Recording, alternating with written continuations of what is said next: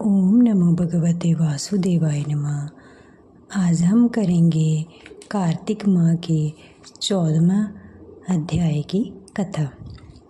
देवऋषि नारद जी बोले, वे दैत्य नंदीश्वर गणेश जी और स्वामी कार्तिक को देखकर युद्ध के लिए दौड़े।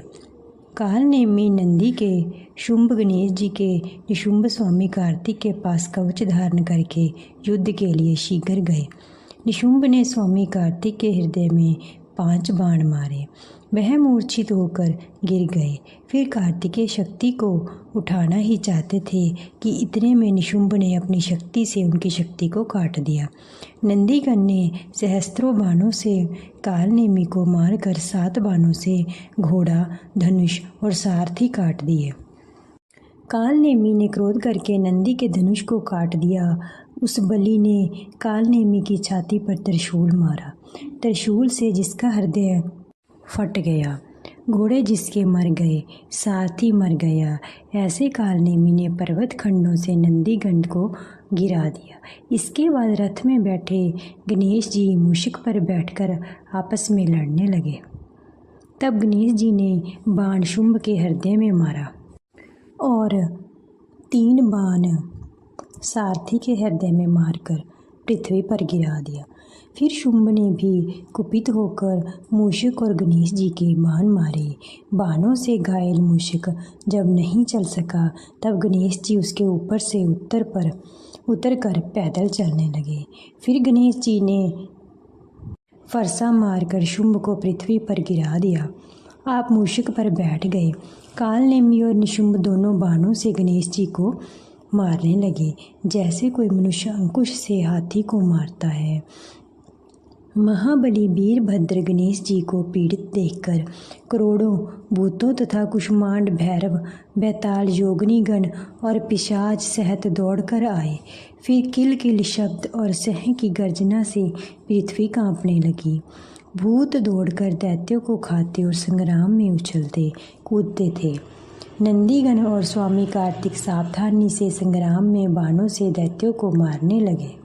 छिन्न भिन्न मरी तथा शिवजी के गणों से खाई हुई दैत्यों की सेना व्याकुल और उदास हो गई।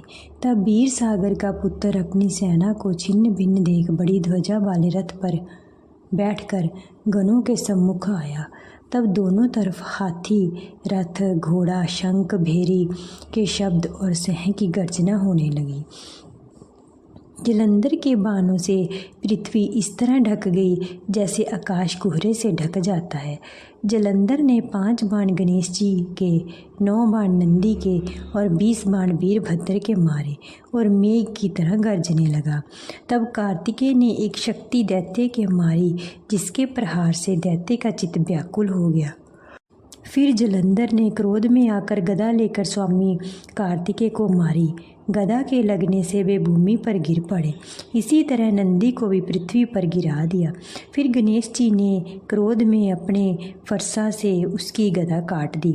वीरभद्र ने 3 बाण दैत्य के मारे और 7 बाण से घोड़ा, ध्वजा, धनुष और छत्र काट दिए।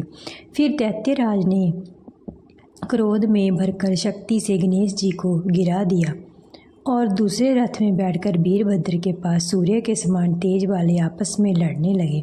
वीरभद्र ने अपने बाणों से उसके घोड़े गिरा दिए और धनुष काट दिया।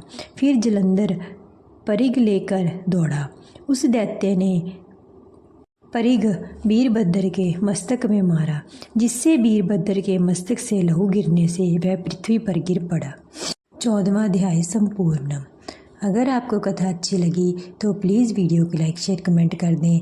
साथ में चैनल को सब्सक्राइब करके बेल आइकन को प्रेस कर दीजिए, ताकि आपको मेरी आने वाली सभी वीडियो का नोटिफिकेशन टाइम पर मिलता रहे। ओम नमो भगवते वासुदेवाय नमः।